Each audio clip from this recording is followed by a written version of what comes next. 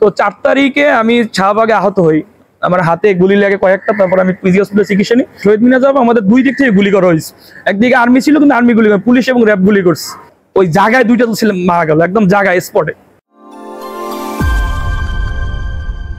গত 17 বছর স্বৈরাচার শেখ হাসিনার ফ্যাসিজমের আমরা শিকার হয়েছি। বিভিন্ন সময় বিশ্ববিদ্যালয় ছাত্রলীগের দ্বারা একাধিকবার নির্যাতনের শিকার হয়েছি। পরীক্ষা দিতে আসতে পারি নাই, ক্লাস করতে পারি নাই। বিভিন্নভাবে স্বৈরাচার হাসিনার এবং ছাত্রলীগের নির্মম নির্যাতনের শিকার হয়েছি। তো হতে হতে একটা সময় আসলো যখন কোঠা আন্দোলন শুরু হলো, 18 কোঠা আন্দোলন। তখনও আমরা ছাত্রদলের পক্ষ থেকে আমরা স্বতঃস্ফূর্তভাবে অংশগ্রহণ করছি। এবং যখন 2024 সালে কোঠা আন্দোলন শুরু হয়, আমাদের শুরু থেকেই যখন কোঠা আন্দোলন শুরু হয়, আমাদের ছাত্রদলের সাংগঠনিক অভিভাবক দেশ নায়ক তারেক রহমান সাহেব আমাদের নির্দেশনা দিয়েছেন, সাধারণ ছাত্রদের পক্ষে তোমাদের অবস্থান করতে হবে। তার ভিত্তিতে, তার কথার ভিত্তিতে আমরা সকলেই সাধারণ ছাত্রদের পাশে দাঁড়াই। এবং সে যে কি বিভীষিকাময় দৃশ্য, কিছু কিছু দিনের কথা আপনাকে আমি উল্লেখ করি। আমরা প্রতিদিন তো এখানে অংশগ্রহণ করছি, স্পেসিফিক কয়েকটা দিনের কথা বলি।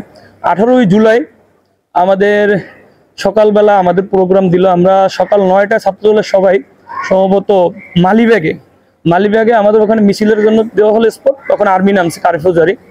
তো আমরা সবাই মালিবাগে ওখানে অবস্থান করলাম। তো রাকিব ভাই এসে আমাদের থেকে 5 থেকে 700 বা প্রায় 1000 মতো ছাত্রদলের কর্মীকে নিয়ে উনি মিছিল শুরু করলেন। তো সকাল তখন 9টা থেকে 10টার দিকে আমাদের মিছিলটা শুরু হয়। এরপরে নাসির ভাই যে কোনো কারণে ওখানে অংশগ্রহণ করতে পারে না। এরপরে নাসির ভাই এসে দ্বিতীয়বার মিছিল করে, আমরা সেটাই অংশগ্রহণ করি।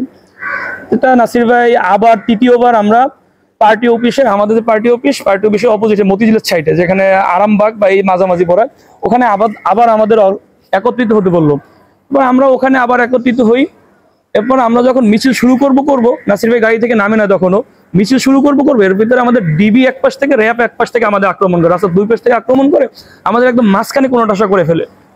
এবার মাঝখানে কোণঠাসা করার পরে আমরা এরপরে কোনোভাবে ওখান থেকে জীবন বেঁচে ফিরছি। ওখান থেকে আমাদের সাথে যারা অ্যারেস্ট হয়েছে তাদেরকে অত্যন্ত বেধড়ক প্রহার করছে, যার ফলে অনেকেই হসপিটালে ভর্তি ছিল এবং খুবই মর্মান্তিক অবস্থা। তারপরে 19শে জুলাই শুক্রবার দিন আমাদের স্পট ছিল, আমরা পার্টি অফিস পল্টন এই এলাকায় করা হবে, যেহেতু সকল ক্যাম্পাসগুলো তখন বোধহয় বন্ধ দিয়ে দিচ্ছে, যতদূর জানি যে হল টল এগুলো বন্ধ। তারপরে আমরা পল্টন এলাকায়, পল্টন কালভার্ট রোড এলাকায় ওখানে আমরা অবস্থান করি। ওখানে নাসির ভাই, আমাদের ছাত্রদলের সেক্রেটারি এবং যুবদল ঢাকা মহানগর দক্ষিণের সদস্য সচিব রবিউল ইসলাম নয়ন ভাই সহ আমরা ওখানে অবস্থান করি। ওখানে আমাদের পুলিশরা আমাদের সামনে আসে, আমরা পুলিশকে দাঁড়াই দেই, ইট পাটকেল মেরে বাইরে দেয়। আমাদের একাধিকবার আঘাত করে, আমাদের সামনে একটা গুলি করে আমার বন্ধু ঢাকা কলেজের মিল্লাত, সে এখানে আঘাতপ্রাপ্ত হয়। এখানে এমনভাবে আঘাতপ্রাপ্ত, মানে এত বড় গুলি, মানে তার হাত আর নড়তেছিল না, রক্তে তারই বয়ে গেছে। মহানগর উত্তরের ফখরুল, এখন বোধহয় সহসভাপতি ছাত্রদলের, ওর এখান থেকে গুলি লেগে এখানে বের হয়ে যায়, একদম আমার সামনে এটা। এরপরে আমি মিল্লাতকে নিয়ে হসপিটাল যাই। এর ভিতরেই যুবদলের এক ভাই, এখান থেকে গুলি লেগে এখানে খুলি উড়ে যায়, একদম উনি স্পট ডেড। এটা আমাদের একদম চোখের সামনে দেখা, যে কি বিভীষিকাময় হতে পারে আওয়ামী দুঃশাসন এবং পুলিশরা কিভাবে আমাদের উপর অত্যাচার নির্যাতন করছে। তারপর ওখান থেকে আমি মিল্লাতকে নিয়ে আমি ইসলামী ব্যাংক সেন্ট্রাল হসপিটালে গেলাম। তো সেন্ট্রাল হসপিটালে ঢোকার পরে আমি আমার বাইকে নিয়ে গেলাম। তো আমি ঢোকার পরে আমাকে 2জন সিআইডি ধরছে, যে আপনি কেন নিয়ে আসছেন, কোথা থেকে নিয়ে আসছেন? বললাম আমি না, আমি পথিক, আমি এখান থেকে যেতেছিলাম তো নিয়ে এসে। বললেন না। ওরা আমাকে খুব ভালোভাবে জেরা করলো। খুব ভয়ে ছিলাম যে হয়তো আমি এখন অ্যারেস্ট হয়ে যাবো, হয়তো অনেক বড় বিপদ হবে। এরপর আমি সেক্রেটারির সাথে যোগাযোগ করলাম, ভাই এই পরিস্থিতি। পরে সেক্রেটারি একটা অ্যাম্বুলেন্স পাঠাইলো, যে মিল্লাতকে তুমি ওখানে ট্রান্সফার করে নিও। তো মিল্লাত আর ফখরুলকে আমি ওই অ্যাম্বুলেন্স উঠে, যখন অ্যাম্বুলেন্স উঠবো তখন আপনার যে সিআইডি যে ছিল, উনি আমাকে বলতেছে কোথায় নিয়ে যাচ্ছেন। তো আমাকে বলছিল অরোরায় যাবো, ওই যে পার্টি অফিস থেকে পাশেই অরোরা বেসরকারি। তো আমি ওনাদেরকে বুদ্ধি করে বললাম যে আমরা ঢাকা মেডিকেল কলেজে যাচ্ছি। আমরা যখন ওখান থেকে মুভ করতেছি, ও ঢাকা মেডিকেল কলেজের সিআইডি সেদেরকে রেফার করে দিল বা বলে দিল যে ঢাকা মেডিকেল অমুক যাচ্ছে, আমাকে অ্যাম্বুলেন্সের নাম্বার সহ। তো আমরা ওখানে গিয়ে করার পরে আমাদের রুগী যে 2জন ফখরুল এবং মিল্লাত, এর হসপিটালে ঢুকাইতে এর ভিতরে আবার সিআইডি পুলিশ সবাই মিলে ওই হসপিটালে আক্রমণ করলো এবং আমরা কোনো রকম চিকিৎসা দিয়ে আমরা যে যার মতো সেভ হলাম। এরপরে প্রতিটা প্রোগ্রামে আমরা অংশগ্রহণ করছি, যেমন শহীদ মিনারের প্রোগ্রাম, শাহবাগের প্রোগ্রাম। তো 4 তারিখে আমি শাহবাগে আহত হই, আমার হাতে গুলি লাগে কয়েকটা। তারপর আমি পিজি হসপিটালে চিকিৎসা নিই। এরপরে ঢাকার মতো থাকার কোনো পরিস্থিতি ছিল না, কেরানীগঞ্জে কদমতলে আমার এক মামার বাসা দুঃসম্পর্কে, তো ওনার বাসায় আমি গেলাম। তো 5 তারিখ সকাল 9টার ভিতরে আমাদের দিছে যে আমরা শহীদ মিনারে অবস্থান করব। তো তো সেই মোতাবেক আমরা সকাল সকাল বের হলাম। তো সকাল বের হওয়ার পরে প্রথম আমাকে পুলিশ সিআইডি ধরা হয়েছে।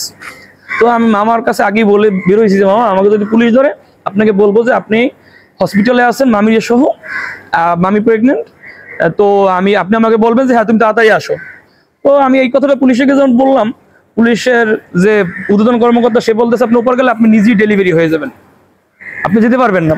তো ওনাদের অনেক বুঝানোর পর আমার যেতে পরে উল্টা রোজ ক্রস করে ভিতর দিয়ে ওই ইবনে সিনা হসপিটাল আছে কদমতলী, ওর ভিতর দিয়ে একটা রোড আছে, ওই ভিতর থেকে বের হলাম, পাশ দিয়ে একটা গলি, ভিতর থেকে বের হয়ে যখন আমি ব্রিজের গোড়ায় আসলাম, তো ওখানে এমন এক পরিস্থিতি, মানে আপনি বুঝবেন না যে ছেলে পেলে যখন পিস্তল রাইফেল নিয়ে খেলা করে, অস্ত্র নিয়ে খেলা করে, শাহিন চেয়ার মানে লোকরা ওইখানে এরকম খেলা করে। যেমন বিগত দিনে আমরা যখন আন্দোলনগুলো করছি ঢাকা শহরে কোথাও আওয়ামী লীগের সশস্ত্র অবস্থান দেখি নাই, পুলিশই আমাদের বিরুদ্ধে আন্দোলন করছে, পুলিশের বিরুদ্ধে আমরা কাজ করছি।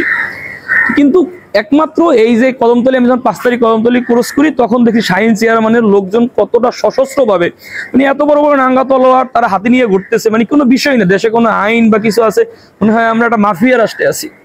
তো ওখানে আসার পর আমি যখন ব্রিজে উঠবো, তো ওনাদের অনেকের কাছে রিকোয়েস্ট করলাম যে আমি সলিমুল্লাহ হসপিটালে যাব, আমার মামি এখানে ভর্তি তার চিকিৎসার জন্য। তারা বলতেছে না, কোনোভাবে যাওয়ার সুযোগ নেই, আপনি যেতে পারবেন না।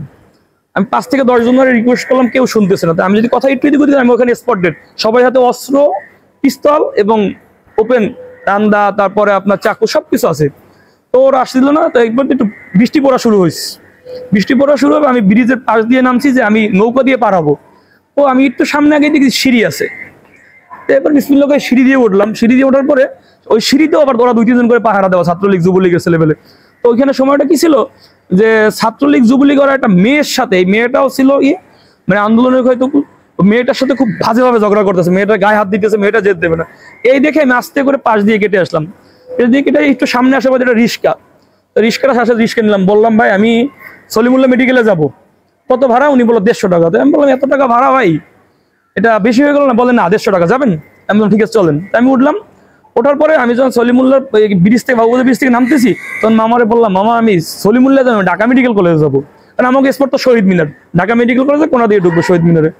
তো দেন আমি যখন ওই মামারে বললাম, মামা কিছু বললো না, মামা আমাকে ঢাকা মেডিকেল কলেজের সামনে গিয়ে নামাই দিল, পলাশীর মোড় ওই বরাবর দিয়ে নামাই দিল।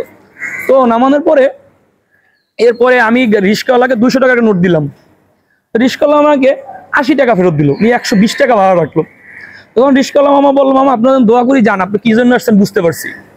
তা ওই সময় যে সব মানুষের একক আন্দোলন ছিল না, মানে সকল মানুষের আন্দোলনে অংশগ্রহণ করতে, যেটা রিক্সাওয়ালা একটা প্রমাণ আমার সামনে, সে 150 টাকা ভাড়া চাইছে ব্রিজ থেকে নিচে নামার জন্য, কিন্তু আমি যখন ঢাকা মেডিকেল কলেজের সামনে কিনেছি আমাকে 120 টাকা ভাড়া নিয়েছে।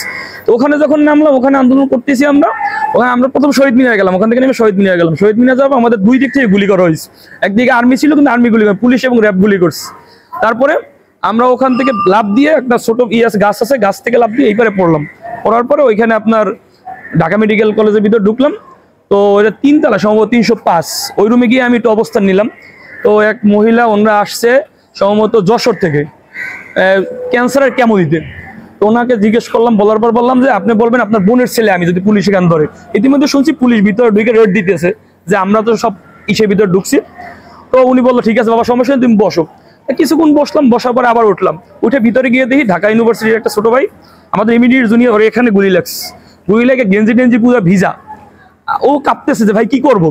পরে ওরে আমি বাথরুমের ভিতরে নিয়ে গেলাম, নিয়ে গিয়ে ওরে আমি এটা ধুয়ে একটা গামছা আইনে একজনের বেঁধে দিছি, আমি বেঁধে দিয়ে আর গেঞ্জিটা আমি সাবান দিয়ে ধুয়ে পরে একটা ফ্যানের নিচে বসাই রাখছি, তুমি এর মধ্যে পুলিশ ধরে ফেলাইবে। ও তো এটা দোকান দেওয়ার পর একটা ফ্যানের নিচে বসাই রাখছি। তো ফ্যানের নিচে বসে আছে, এর ভিতরে আমরা আবার ঢাকা মেডিকেলে আউটডোরের দিকে কি করলাম, ঢাকা মেডিকেল আউটডোরে ঢাকা ভার্সিটি যে আবিদ সহ আমরা ওখানে ছিলাম, আরো অনেক বড় ভাইরা ছিল। তো ওখানে যখন আমরা অবস্থান করি, আমরা ঢাকা মেডিকেলে আউটগেট দিয়ে আমরা ওই যে রাস্তার পলাশী আর যে চানখারপুল মোড়ে যে রাস্তাটা, ওই রাস্তাটায় বের হব।